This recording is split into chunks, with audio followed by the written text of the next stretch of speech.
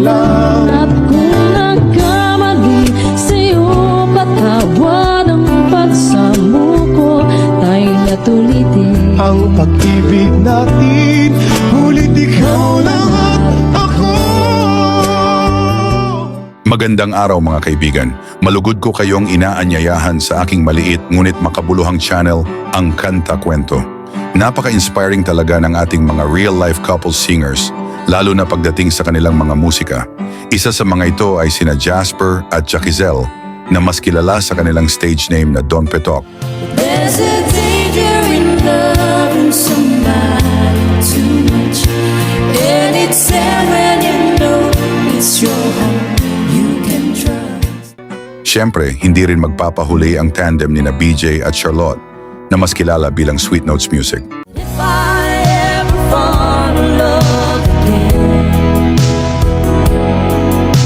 sometimes when this broken heart can mend. Ngayon, nais kong ibahagi sa inyo ang kwento ng buhay, pag-ibig at musika ni na Owen Bofill at Shine.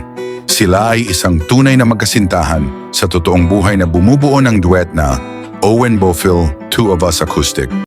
But there's a danger in loving somebody too much, and it's sad when you know it's your heart you can trust. Aktibo sila sa kanilang Facebook page at YouTube channel. Ang kanilang kwento ay puno ng inspirasyon.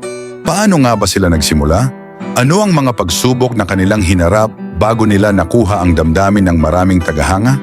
Bago tayo tuluyang mag-umpisa, nais ko munang hingin ang inyong suporta sa pamamagitan ng pag-like, pag-share at pag-subscribe sa amin.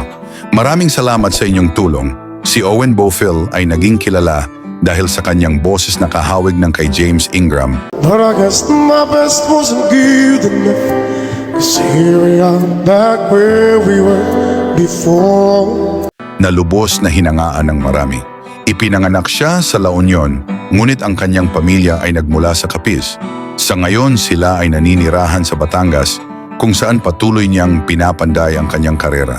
Sa kanyang simula, hindi agad bokalista si Owen. Siya ay nagsimula bilang keyboardist sa mga banda. Isang pagkakataon ang dumating ng kailangan ng kapalit na bokalista sa isang bar. Nagboluntaryo si Owen at sa kabila ng kaunting oras para mag-ensayo, agad siyang nagustuhan ng mga miyembro ng banda. Mula noon, siya na ang naging bokalista at unti-unting nag-aral mag-acoustic guitar.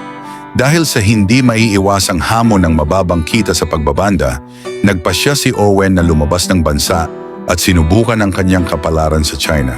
Doon patuloy niyang pinagpatuloy ang kanyang pagmamahal sa musika. Nakilala nila si Shine na naging babaeng bokalista ng kanilang banda. Sa magandang samahan ng banda at sa kahusayan ni Owen bilang leader, nahulog ang loob ni Shine sa kanya at ganun din siya kay Shine.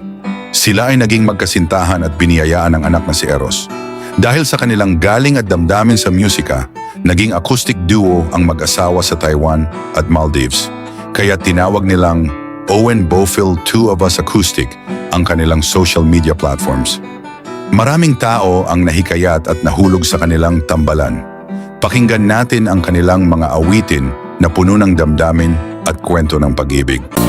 Oh, I'm leaving on that midnight train tomorrow, 'cause this time, little time, I'm coming on Tuesday.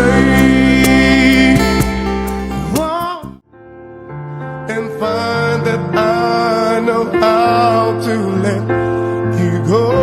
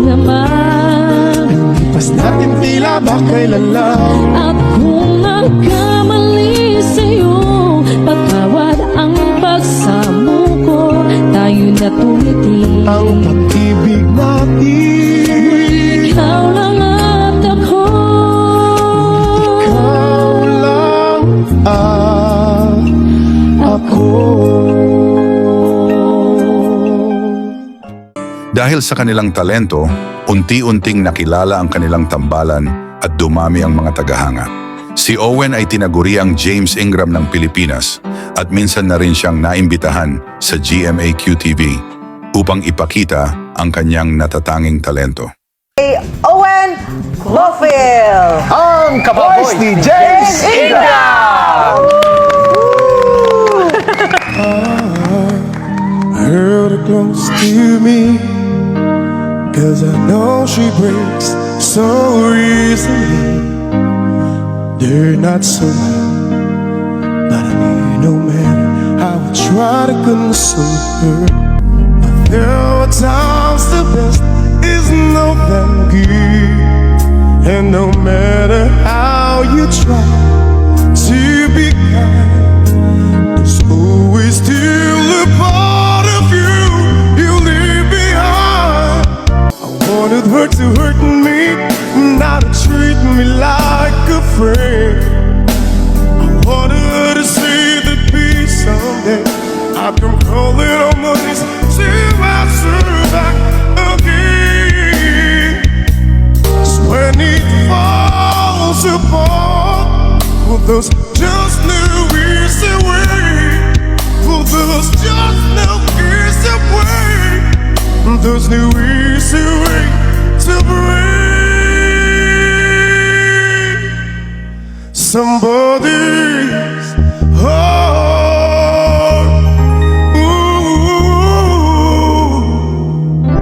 Patuloy na nilalakbay ng mag-asawa ang kanilang landas sa musika, kasama ang kanilang anak na si Eros. Dahan-dahan nilang inaabot ang kanilang mga pangarap. Para sa mga nangangarap din, katulad nila, lagi nilang sinasabi, maging passionate at consistent sa iyong mga pangarap. Huwag magpadala sa mga negatibong komento, bagkus ay gawing inspirasyon ito upang magtagumpay. Sa kasalukuyan, umabot na sa 221,000 ang kanilang followers sa Facebook, habang sa kanilang bagong YouTube channel, mayroon na silang 2,066 na subscribers. Dahil sa kanilang husay at talento, tiyak na dadami pa ang kanilang mga tagahanga. Kaya't inaanyayahan ko kayong bisitahin ang kanilang mga cover, mga kakwento, at huwag kalimutang isubscribe at i-follow sila sa kanilang social media platforms. Ito ay simula pa lamang ng kanilang kwento at ng marami pang inspirasyong kwento na ibabahagi natin. Kaya patuloy na mag-like, share, at subscribe para sa mga bagong updates hindi lamang tungkol sa kanila, kundi pati na rin sa iba pang mga namumukadkad na artists tulad ng Owen Lofield, Two of Us Acoustic. Hanggang dito na lang muna mga kaibigan. Sana ay magbigay tayo ng suporta sa kanila, pakinggan ang kanilang musika, at kung kayo'y natuwa, huwag ipagdamot ang pag-subscribe sa kanila. Maraming salamat sa pagsama sa akin hanggang sa katapusan ng ating kwento. Muli, ito ang kanta-kwento na nagsasabing, mabuhay ang talentong Pilipino. I can't fight this feeling any longer, and yet I'm still afraid